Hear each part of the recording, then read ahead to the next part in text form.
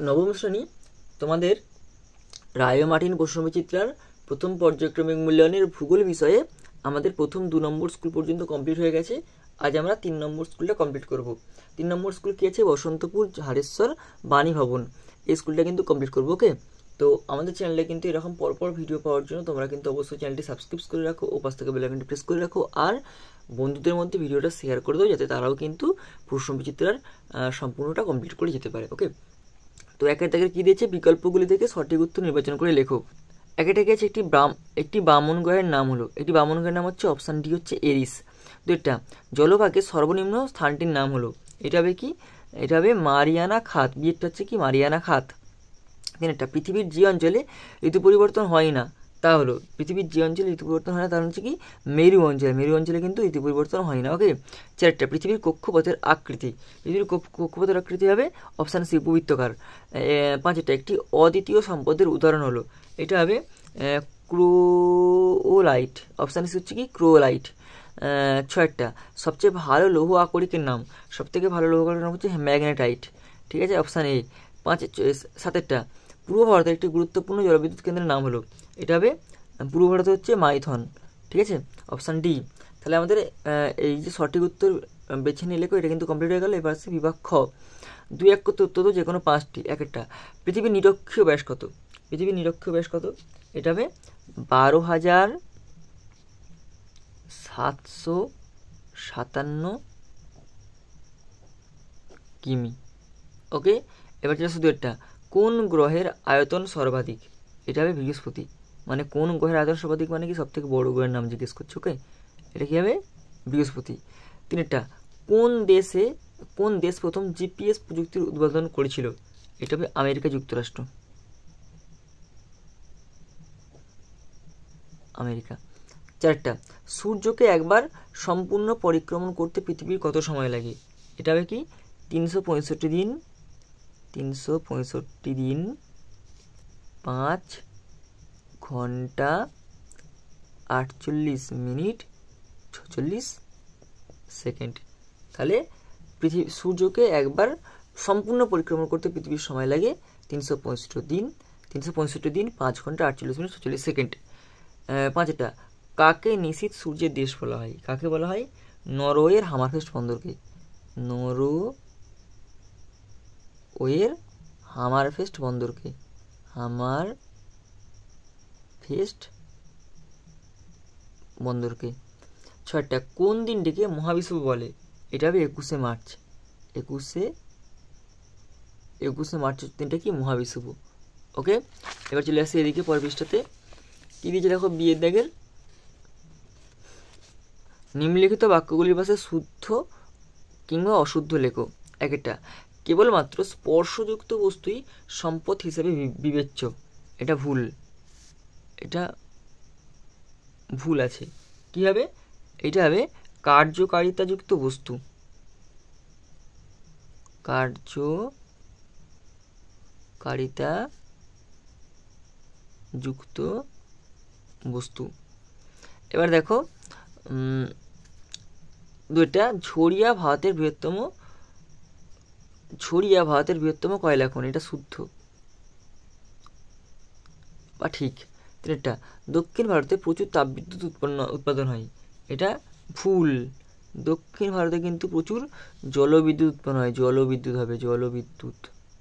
ওকে, এবার চলে আসছি বিভাগ গ। বিভাগ গ কী দিয়েছে? নিজের প্রশ্নগুলির সংক্ষিপ্ত উত্তর দাও। মানে 2 নম্বর প্রশ্নগুলো আমরা সরিয়ে দিচ্ছি। একটা কী দিয়েছে? দিগন্ত রেখা কী? দিগন্ত রেখা কী? দেখো কোনো ফাঁকা মাঠ বা কোনো উঁচু জায়গায় দাঁড়িয়ে চারিদিকে তাকালে মনে হয় আকাশ ও ভূমি যেন দূরে এক জায়গা বরাবর বৃত্তাকারে মিলিত হয়েছে। এই যে বৃত্তরেখাকে আমরা দিগন্ত রেখা বা হরিজন বলবো। বৈশিষ্ট্য কি? যত উঁচু থেকে দেখা যায় বৃত্তাকার দিগন্ত রেখা পরিধি তত বৃদ্ধি পায়। আমরা চিত্র এঁকেছি দেখো দিগন্ত রেখার। ওকে, অথবা প্রশ্ন কী দিয়েছে? নক্ষত্রমণ্ডল কাকে বলে? নক্ষত্রমণ্ডল দেখো রাতের আকাশে কাছাকাছি থাকা তারাগুলোকে কাল্পনিকভাবে যোগ করলে বিভিন্ন আকৃতি তৈরি হয়। এইরকম এক একটি তারার ঝাঁককে বলে নক্ষত্রমণ্ডল। উদাহরণ কী হতে পারে? যেমন কালপুরুষ, সপ্তর্ষিমণ্ডল, বকমণ্ডল, এগুলো সবই কিন্তু নক্ষত্রমণ্ডলের উদাহরণ। বৈশিষ্ট্য কী? একটা কি দিচ্ছে দেখো, নক্ষত্রমণ্ডলগুলিকে রাতের আকাশে পূর্ব থেকে পশ্চিম দিকে সরে যেতে দেখা যায়।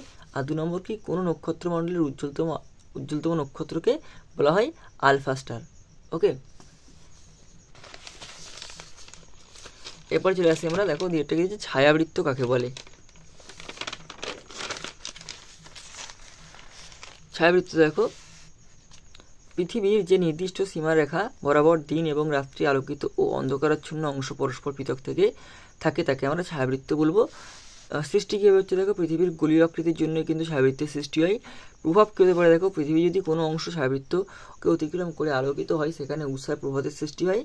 অন্যদিকে পৃথিবীর যে অংশ ছায়াবৃত্ত অতিক্রম করে অন্ধকারাচ্ছন্ন দিকে যায় সেখানে গোধূলি ও সন্ধ্যার সৃষ্টি হয়। ওকে, দেখো চিত্র দেখো, সূর্য রশ্মি পড়ছে, এদিকটা হচ্ছে মধ্যরাত্রি, মানে কি ছাওয়া আছে, মধ্যরাত্রি, মধ্যাহ্ন, দুপুর, এখানে দুপুর, এটা সন্ধ্যা, এটা প্রভাত। ঠিক আছে, এই যে বৃত্তাকার রেখাটা হবে এটা হবে ছায়াবৃত্ত। ঠিক আছে, এবার চলে আসো পরের প্রশ্ন কি দিয়েছে, ফ্রেলের সূত্রটি লেখো। ফ্রেলের সূত্র দেখো, বায়ু ও সমুদ্র স্রোতের দিক বিক্ষেপ সংক্রান্ত একটি সূত্র হলো ফ্রেলের সূত্র। আবিষ্কার করতে দেখো 1855 খ্রিস্টাব্দে আমেরিকার আবহবিজ্ঞানী ডব্লিউ ফেরেল কোরিওলিস বলের উপর ভিত্তি করে এই সূত্রটি আবিষ্কার করেন বলে এর নাম হয়েছে ফ্রেলের সূত্র। সূত্রটা কী দেখো, পৃথিবীর আবর্তন গতির জন্য উৎপন্ন বলের কারণে পৃথিবীর ওপর চলমান কোনো বস্তু কেন্দ্র থেকে বাইরের দিকে সোজা না গিয়ে উত্তর গোলার্ধে ডান দিকে এবং দক্ষিণ গোলার্ধে বাম দিকে মেঘে প্রবাহিত হয়। এই কারণে সমুদ্র স্রোত ও বায়ুপ্রবাহ উত্তর গোলার্ধে ডান দিকে এবং দক্ষিণ গোলার্ধে বাঁ দিকে মেঘে প্রবাহিত হয়। উদাহরণ কি, যেমন দেখো আয়ন বায়ু, উত্তর গোলার্ধে ডান দিকে মেঘে উত্তর পূর্ব আয়ন বায়ু নামে পরিচিত, আর দক্ষিণ গোলার্ধে বাম দিকে মেঘে দক্ষিণ পূর্ব আয়ন বায়ু নামে প্রবাহিত বা পরিচিত। ওকে, এই দেখো চিত্র দেখেছ। পরের প্রশ্ন চলে আসো, সম্পদের নিরপেক্ষ উপাদান বলতে কী বোঝো?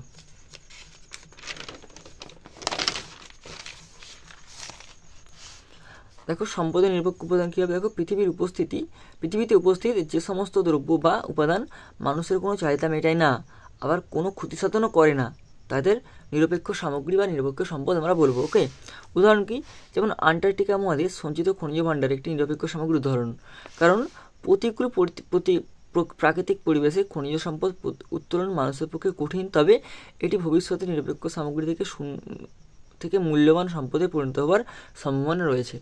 ওকে, পরের প্রশ্ন দেখো কী দিয়েছে, সাগর সম্রাট কি? সাগর সম্রাট দেখো ভারতের বৃহত্তম তৈলক্ষেত্র আরব সাগরের যে দুটি ভাসমান প্ল্যাটফর্ম বা জাহাজ বা রিক এর সাহায্যে তেল উত্তোলন করা হয় তাদের মধ্যে অন্যতম হচ্ছে সাগর সম্রাট, যা 1973 সালে গড়ে ওঠে। ভারতের বোম্বে হাই খনিজ তেলের হাফ অংশের মতো মাধ্যমে উত্তোলিত হয়। সাগর সম্রাটের সাহায্যে অগভীর মহীসোপান অঞ্চলের মূলত 6টি স্তর থেকে তেল, 4টি স্তর থেকে গ্যাস ও 8টি স্তর থেকে উভয় তেল ও গ্যাস উত্তোলন করা হয়। ওকে, তাহলে আমাদের প্রশ্নের মান 1 এবং প্রশ্নের মান 2 সম্পূর্ণ কমপ্লিট হয়ে গেল 3 নম্বর স্কুলের।